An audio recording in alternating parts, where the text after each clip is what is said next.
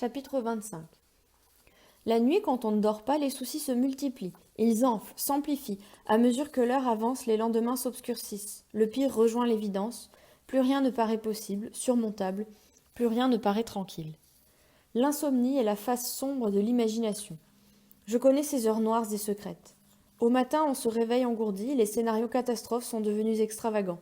La journée effacera leurs souvenirs. On se lève, on se lave et on se dit qu'on va y arriver. Mais parfois la nuit annonce la couleur, parfois la nuit révèle la seule vérité. Le temps passe et les choses ne seront plus jamais ce qu'elles ont été. No est rentrée au petit matin, je dormais en surface, j'avais laissé la porte de ma chambre ouverte pour ne pas la manquer. J'ai entendu la clé dans la serrure, le bruit était léger, très doux. Il s'est d'abord infiltré dans mon rêve. J'ai vu ma mère dans ma chambre. Elle portait la chemise de nuit qu'elle mettait à la maternité quand Thaïs est née, ouverte sur le devant. Ses pieds étaient nus et blancs dans l'obscurité. Je me suis réveillée en sursaut, j'ai sauté du lit et je me suis avancée dans le couloir. Ma main glissait le long du mur pour me guider. Dans l'entrebâillement de la porte, j'ai vu No ôter ses chaussures. Elle s'est allongée tout habillée, sans même prendre la peine d'enlever son jean. Je me suis approchée, j'ai entendu qu'elle pleurait.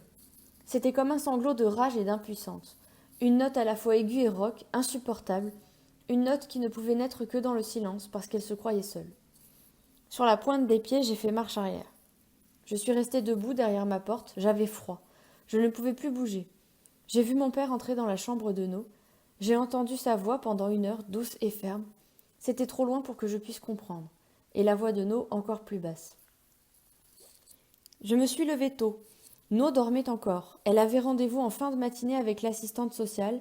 Elle l'avait noté depuis des semaines sur l'ardoise magique à côté du frigo. C'était son jour de congé.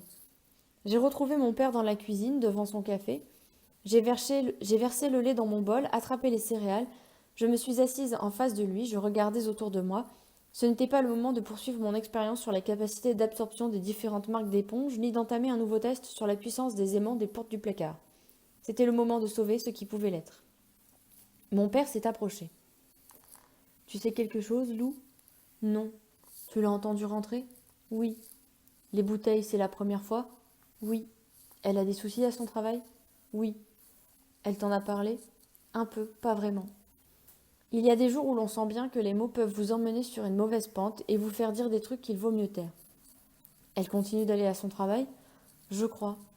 Tu sais, Lou, si ça ne se passe pas bien, si No ne respecte pas notre vie à nous, si maman et moi on se dit que ce n'est pas bien pour toi, que ça te met en danger, elle ne pourra pas rester.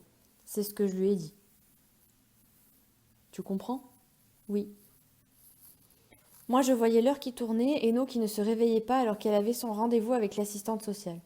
Je voyais le moment où mon père allait lever les yeux vers la pendule, où il se dirait « Voilà, c'est bien la preuve que ça ne va plus, que ça dérape, qu'on ne peut plus compter sur elle. » Je me suis levée, j'ai dit « Je vais la réveiller, c'est elle qui me l'a demandé. » J'ai avancé jusqu'au lit. Il y avait cette odeur que je n'arrivais pas à définir, une odeur d'alcool ou de médicaments. J'ai marché sans le vouloir sur les affaires qui traînaient par terre. Quand mes yeux ont commencé à s'habituer à l'obscurité, j'ai vu qu'elle s'était enroulée dans le couvre-lit. Je l'ai secouée doucement, et puis plus fort. Il a fallu beaucoup de temps pour qu'elle ouvre les yeux. Je l'ai aidée à changer de t-shirt et à enfiler un pull. J'ai entendu mon père claquer la porte d'entrée. Je suis retournée dans la cuisine pour faire du café. J'avais toute une journée devant moi. J'aurais bien appelé Lucas, mais il était parti pour toutes les vacances chez sa grand-mère. No a fini par se lever. Elle avait raté l'heure du rendez-vous. J'ai pris un chiffon pour effacer l'ardoise, j'ai mis la radio à cause du silence. Plus tard, elle s'est enfermée pendant 2 heures pour prendre un bain. On n'entendait rien, seulement de temps à autre le bruit de l'eau chaude. Ma mère a fini par frapper à la porte pour savoir si tout allait bien. Vers midi, je l'ai retrouvée dans sa chambre. J'ai essayé de lui parler, mais elle ne semblait pas m'entendre. J'aurais voulu la secouer de toutes mes forces. Au lieu de ça, je suis restée en face d'elle, sans rien dire. Son regard était vide. Alors, j'ai pensé au regard de maman après la mort de Thaïs, comme il se posait sur les objets et les gens, un regard mort. J'ai pensé à tous les regards morts de la terre, des millions, privés d'éclat, de lumière, des regards égarés qui ne reflètent rien d'autre que la complexité du monde, un monde saturé de sons et d'images, et pourtant si démuni.